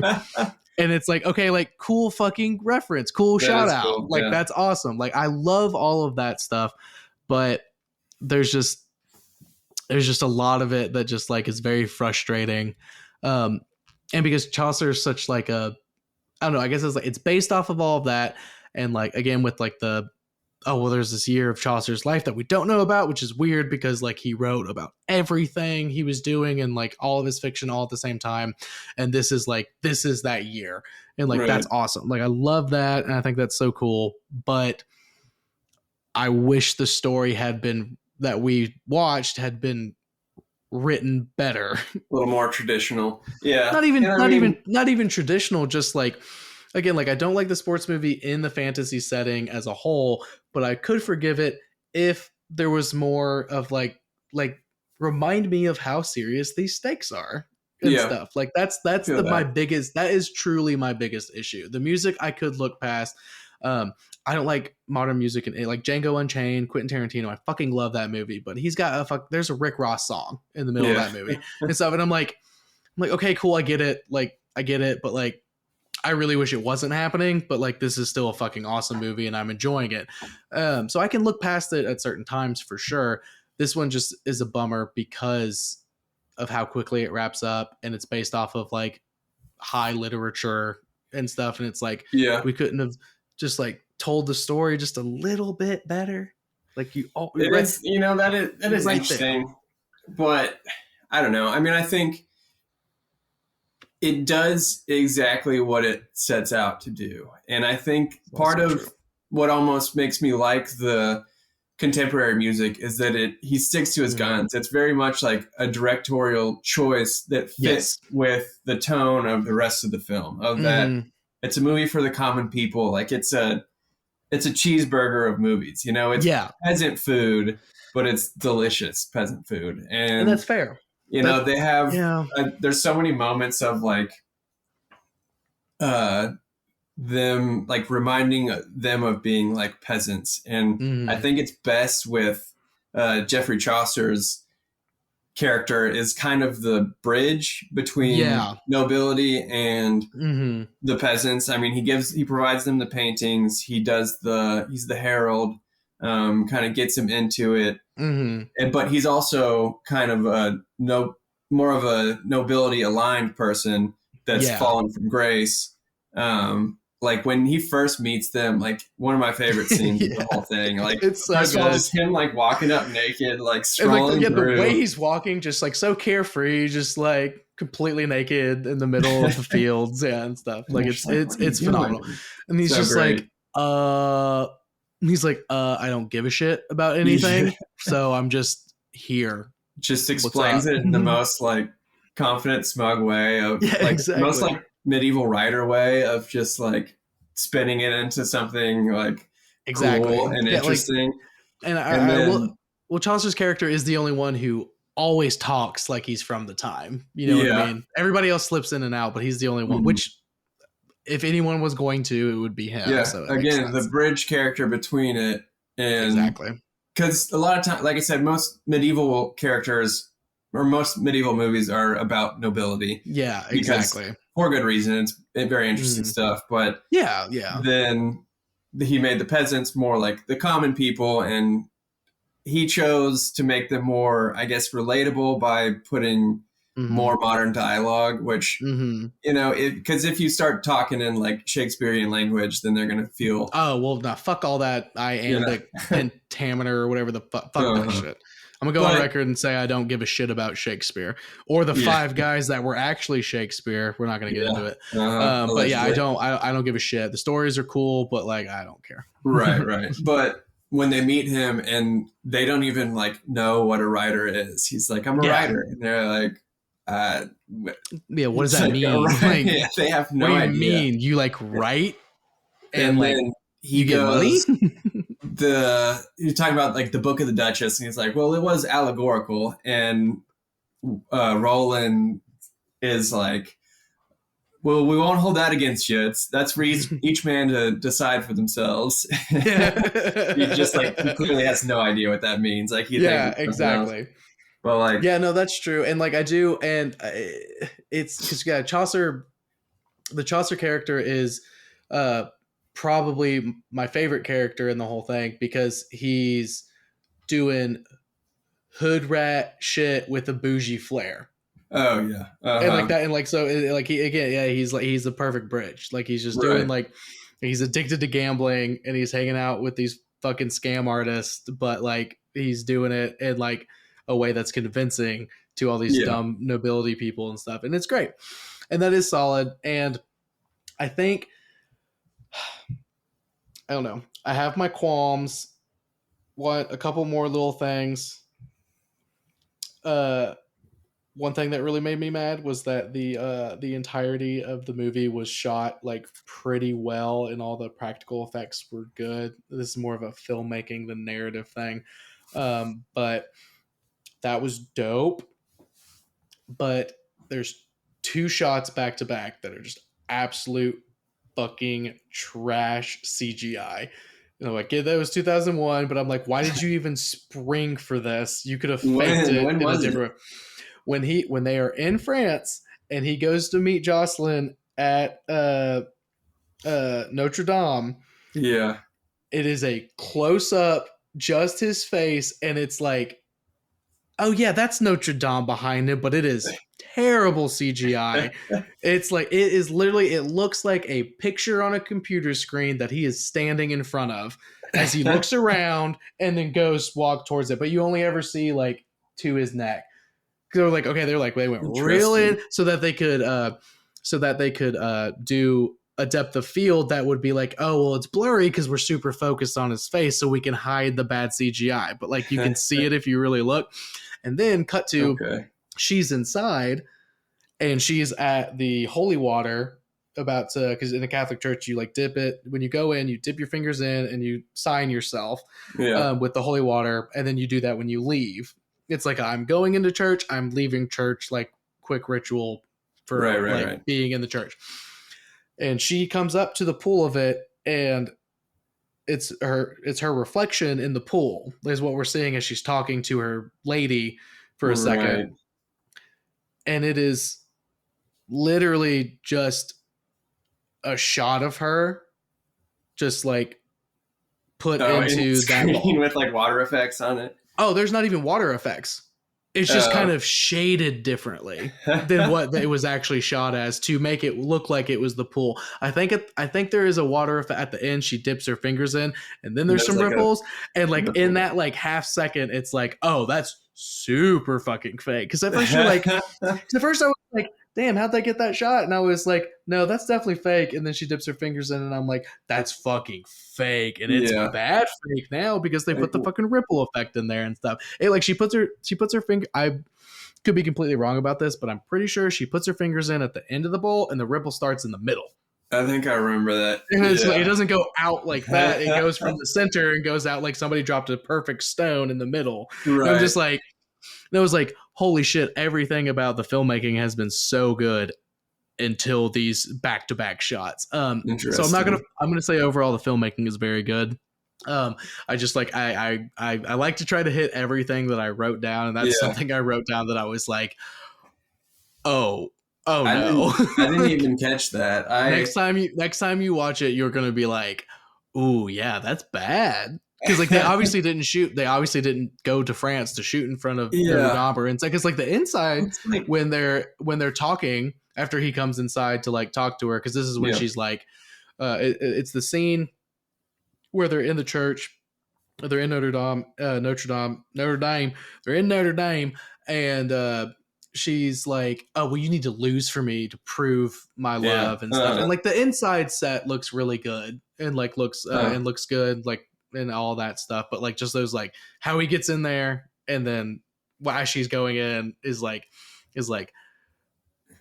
looks real bad. Okay, now we're back to like the standard of like looking the way we're supposed to. That's one of those things where it's like, well, first of all, I feel like I didn't notice it because it just like that scene makes me uncomfortable because she's just like, give me some poetry, and you know he's just fucked. Like he doesn't have poetry, and he's like, your tits are your breasts are below neck. Your neck and stuff, and she's like, it's like that's the worst thing you could have said. But it's also like it's pretty rough. They didn't need to do any of that. Like nobody needed to see that it was at Notre Dame. Like it's because they were literally it was the French tournament. So they're like, well, if she's going to church and she's nobility, she's going to go to Notre Dame. Like, so we got to take her there. Like, we got to some random church. No one would say anything. And then the reflection scene. It's just go back and watch it. It's like next time you watch it, just remember when that's coming up and just look, and you'll be like, oh yeah, it's pretty rough. But again, it's two shots. Everything else cinematically is like pretty fucking great. I feel like there's a lot of things in like right around that era of like 2001, like early 2000s, late 90s of where directors want to put CGI in movies. Oh yeah, because it was the hip, new, cool, cheap way to do it because you know you didn't have to do these Marvel where like every single shot has like hours of CGI in it. Now it's the expensive way to do it. It's actually now cheaper to go on location than to fake it because of how advanced it's got and how expensive it is. Fucking shout out to the first episode of this whole thing, Alien 3. That was one of the main things Tyler and I was talking about, the CGI of the when because they did some practical effects of the alien, but then they did some CGI of the alien, and it's like I think it's 1993, so it's like real early CGI. And it was fucking bad. Because that Tyler, I was saying it was good, Tyler was saying Tyler was saying it was good, I was saying it was bad, or no, what? Reverse. Yeah, it was reverse. Tyler was bad, you were good. He said bad, I said good, and that was one of the main things I could not look past. And that's why he won that debate. Because also that stuff, it really dates things from that period, even more so than like a Star Wars or something that's like way older that is practical, and then like it looks mostly practical, but then they have like the blaster shots are obviously faked, but like because it's so little, it works and stuff. But they're trying to do a big establishing shot and like this cool water shot, and it's just like, come on, man. Like I don't know, you can do that water shot with like lighting and like camera work, like you can actually do that and stuff, and like, so I don't know, to me I'll forgive them because it's like I know it can be done. I sure as fuck couldn't do it, so like probably and stuff. So I'm sure, I feel like they tried to do it, and they were like, "Fuck it, we already got the CGI team to do the fucking outside Notre Dame shot. We'll just pay them a little extra money to do this real quick too." But so there was also one there's one at the beginning. It wasn't CGI, but I think it's the first time that he's on the horse when he takes Sir Hector's place, and it shows the guy on the horse, and it just does not look like him at all. Like you see him in the eyes, and I'm like, that's not Heath Ledger. Like that's not. I didn't really notice it any other time. Like I tried to look for it, but like that first time, you're just like, man, this is not. It didn't look like him at all. But again, I think that I didn't notice that. So whenever I watch it again, I'll need to look out for it. But yeah, it's just like there's a couple mishits with the filmmaking stuff, but like they're far and few between. So like the filmmaking process, like they were super good. So I don't know. I would say overall, I love the concept. It's based off of Chaucer's life and one of his tales. Like he lived this year of his life where we didn't know anything about him, and that is where the inspiration for the Knight's Tale and the Canterbury Tales comes from. Like I love that. I think that's awesome. The acting is fucking spot on, like almost the entire time, but the music is infuriating to me. The sports movie wrapped in a fantasy, I wanted to forgive, but it's hard for me to, especially because the writing, the end of it, just like the last 20 to 25, 30 minutes of just like, oh wait, no, this is really the high stakes and stuff, like just really bother me, because it's such a fun movie. It's so good. It's like such a fun watch and stuff, but then you're like, oh yeah, I forgot this was all fake, and there's some really serious things. It's like they talk about it amongst themselves, but again, nobody's prying, nobody's like keeping an eye on it, nobody's, and again, it's the year 1200. They don't know what a writer is, so it's hard to get information and stuff. So it's hard to fact check these things, and I understand that. Like that's obviously a thing. So I think that's fair. I think Or you.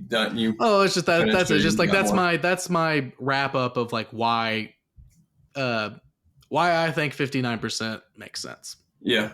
Okay. Yeah, that's fair. I think the thing that you bring up that makes the most sense that I can't really refute is the lack of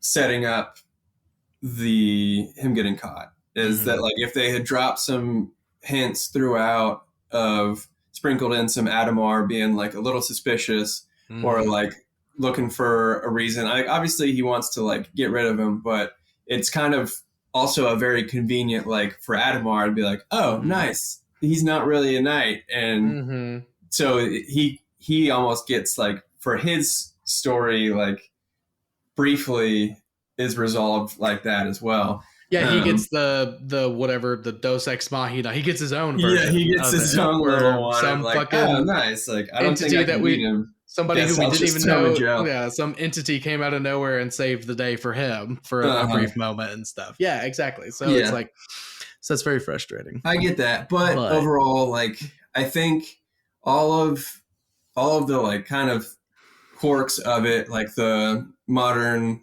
language sprinkled throughout and the modern music throughout the whole thing, I think works with what the director was trying to do. And that's something that like he set out to do something and he like just nailed it, like did exactly what he was trying to do. So I think I can accept all of those things as part of since they align with the general direction and general theme of the movie, is that he was able to say, okay, so it's a movie for common people, about common people. He separates the common people with like the kind of more somewhat modern language and the sports movie aspect with the music and like appealing to common people that way as well with the sports and music and stuff. And then he has the Chaucer kind of bridge character that, like you said, he always talks like he's in medieval times, basically. Yeah.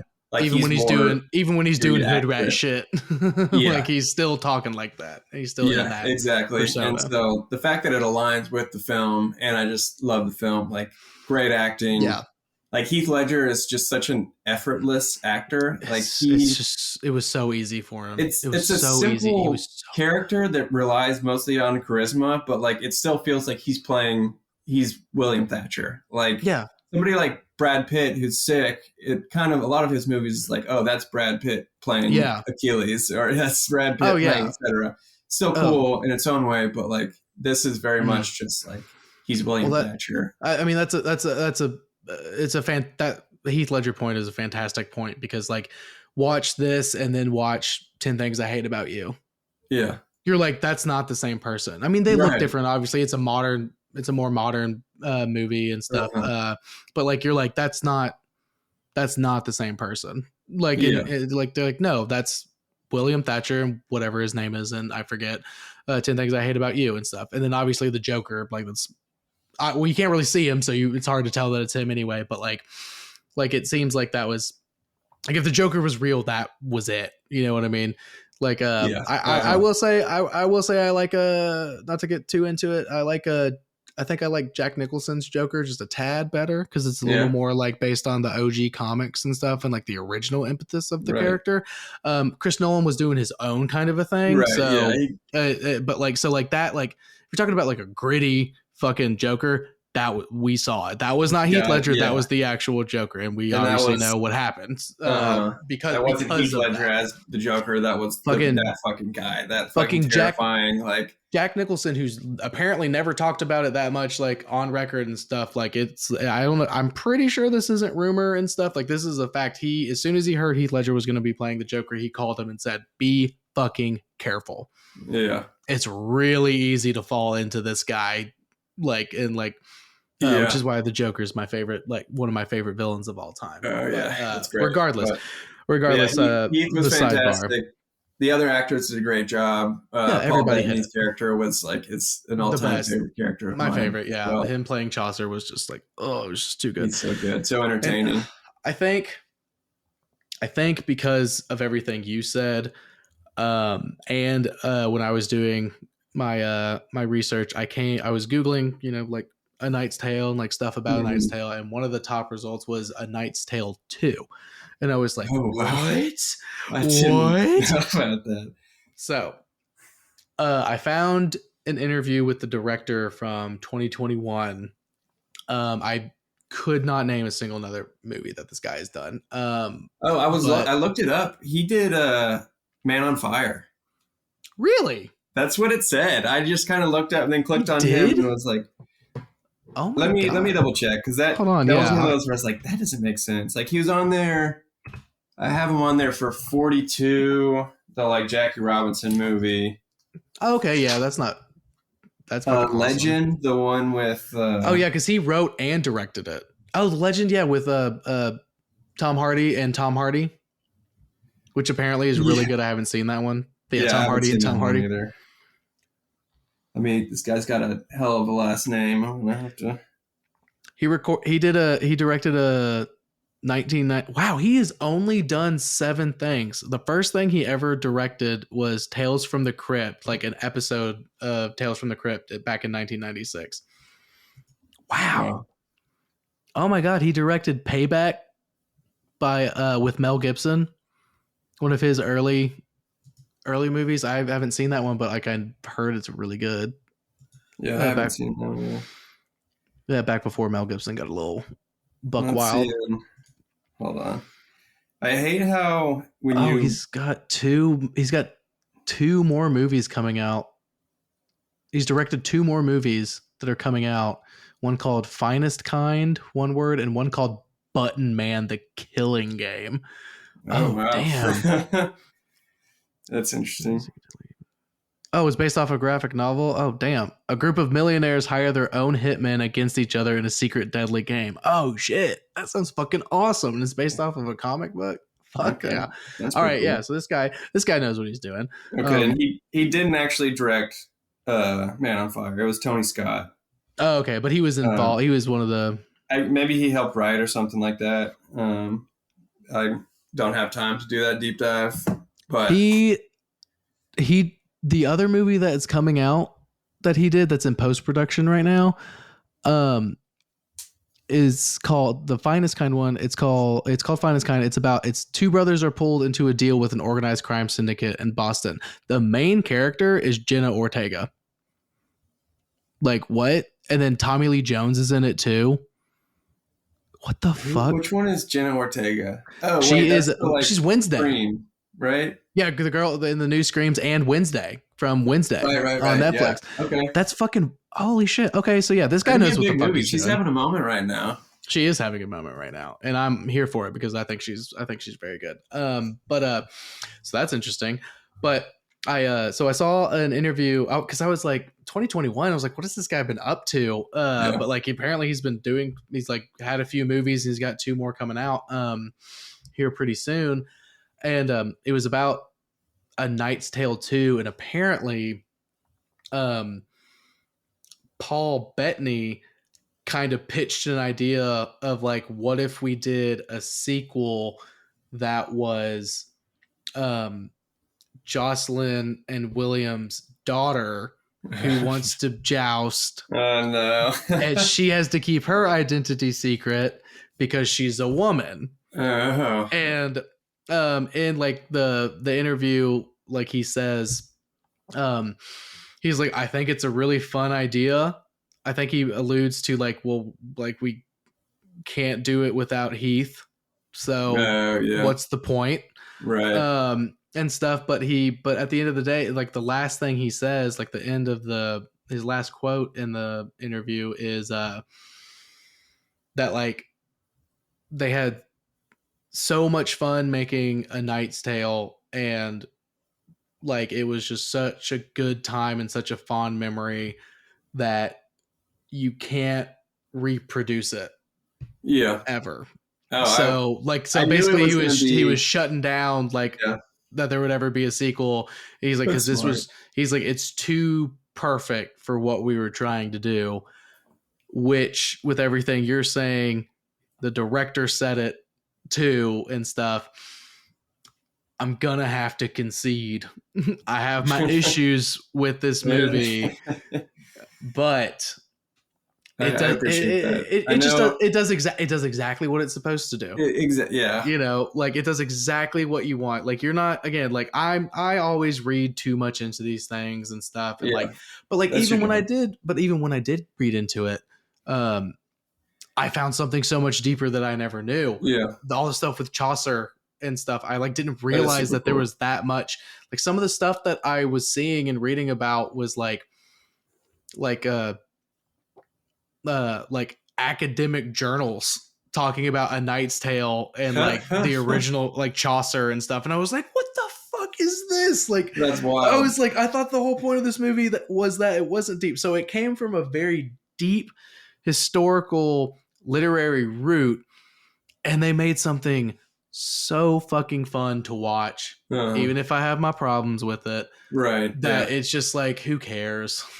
You know what I mean? And at the end, it's just fun. Like, it reminds me of like a James Gunn film or show. Exactly. Like, he's really big right now, and like just the kind of effortless comedic timing, and it's just fun, and it's for the people, and like, doesn't take itself too seriously. But I'm bitching about one scene, and then I'm cracking up the next scene, and I'm like, this movie's still fun. You know what I mean? Like sometimes it's really hard for me to find the bad in a movie when my whoever my guest is for an episode is like, well, I want to say it's good, and I'm like, well, fuck, I like that movie.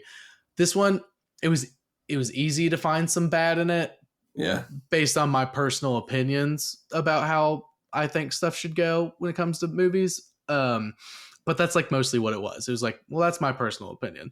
Like, so that's why I think a 59% isn't necessarily unfair, but I could see why critics would not like parts of it. But I mean, like I said, most of the things are justifiable by being aligned with the like main themes and like purposes of the movie.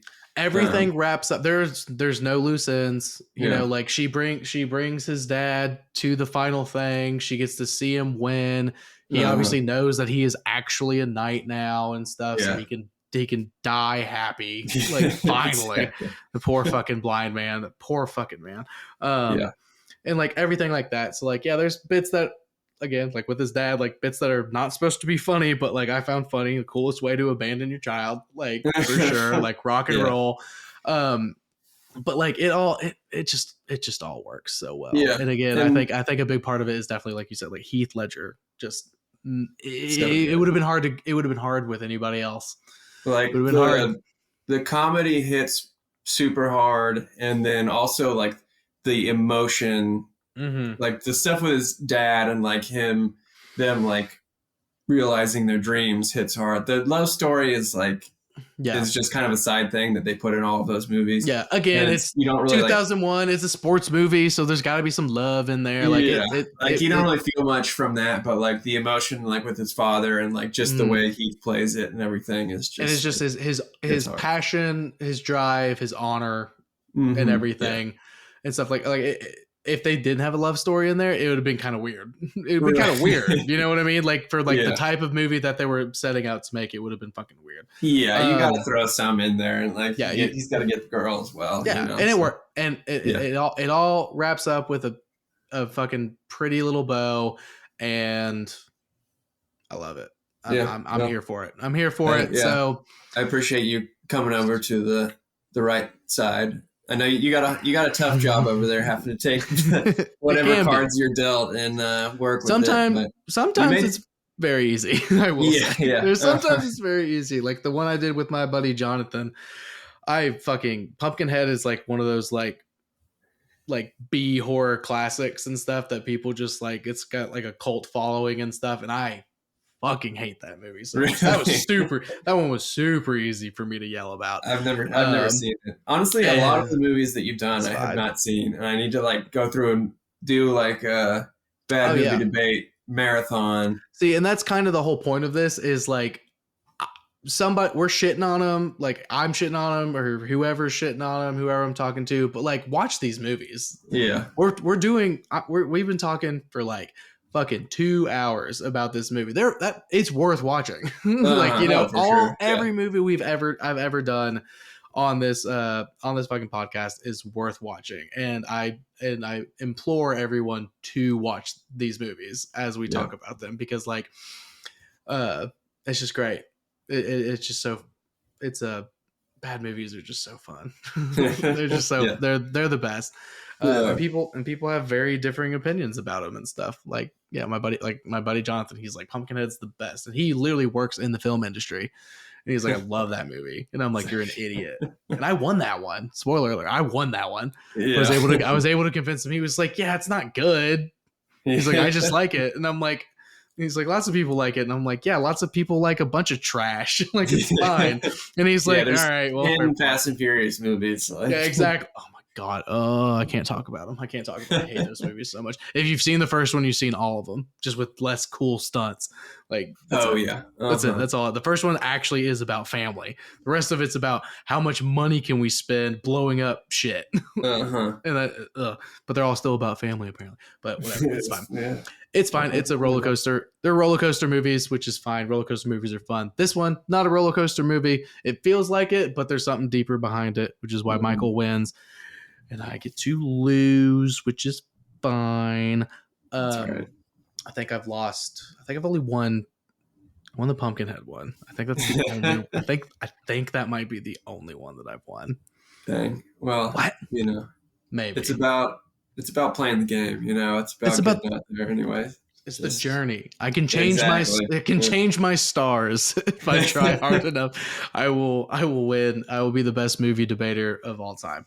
But for now, Michael is the master debater. So congratulations, Michael. Fuck you. Just kidding. I love you. It's fine. I'll pick an easier movie next time to do. No idea when that's going to be. Just I got to talk to some people about it. I've got one. So I almost put it on my list of fantasy movies, but it just gets so much shit that I haven't seen it since I was probably like 12. That's perfect. King Arthur, the Clive Owen one. Oh my God. And Keira Knightley. Oh my God. I loved that when I was younger. And so I need to go back and watch that again and see if I can pull enough out of it to be like, yeah, I still like this. And because it's like 20 somethings, I think. It's 2004. I got it pulled up from the producer of Pirates of the Caribbean. Maybe that's why I liked it. Plus Keira Knightley, everybody had a crush on her. She's running around painted blue. And where is he? All right. Where is he? Oh, he's not in it. Orlando Bloom's not in this one. So I don't know if you'll like it. Orlando Bloom knockoff though. So I mean, they do. Clive Owen, yeah. But also Keira Knightley, Mads Mikkelsen is in it, and he's fucking amazing. Some good actors like Clive Owen's sick. Joel Edgerton, Stellan Skarsgård, the old Skarsgård. He's in the new Dune. He's the fat guy in Dune. In the new Dune. Oh, right. Yeah, he's like the bad guy. Yeah, the bad. He's the bad guy. I don't know about this, but in Dune, he's definitely. I don't remember. Maybe he's not. I don't know. It's been a long time, like I said, but watch that one. And it's a really good cast. I don't know. Maybe we might need to. Hold on, I gotta look it up. I gotta see what it is. Just got home. Shoot! From Bonnaroo. Hi, Amelia. I just want to see what this movie is real quick. Oh my God, it's got a 31%. Okay, yeah, we can totally do this. Oh shit, that's real bad. So I'll have to rewatch it and see if it still holds up for me. 59%. Maybe we can throw that one in. Audience score. 59% audience score. Still pretty bad. Oh, that's bad. If the audience isn't at least above 60, then it's like it's got to be bad. Because I feel like Hook was like a 90% audience score, even though it was 29 or something. Oh yeah, the people love Hook. So, all right, so Michael and I are going to do that at some point. Not for the next episode, but we'll do that. Follow me on Insta, Bad Move Debate, all one word. Keep updated. I'm going to do a poll, as I always do, about what the people think about this. I already know this is going to get a 99% love, and I'm going to be the 1% that says no because I have to. Just to try to get some shit going. Contractually obligated. Follow me on Spot. Yeah, the contract I wrote for myself. Even when it's a lie. But it's fine. Follow me on Spotify. That helps a lot. Rate. You can't really review on there, but rate 5 stars, please. That's the shit. Yeah, that's it. Thank you, Michael, for being here. And man, thanks for having me. This was a lot of fun. I gotta go help carry stuff in from Bonnaroo. Nah, she's fine. She'll be all right. She's fine. All right. Well, hi, Amelia. I'll see y'all soon. We'll talk soon. See you, bud. Have a good one, buddy. Until next time. All right.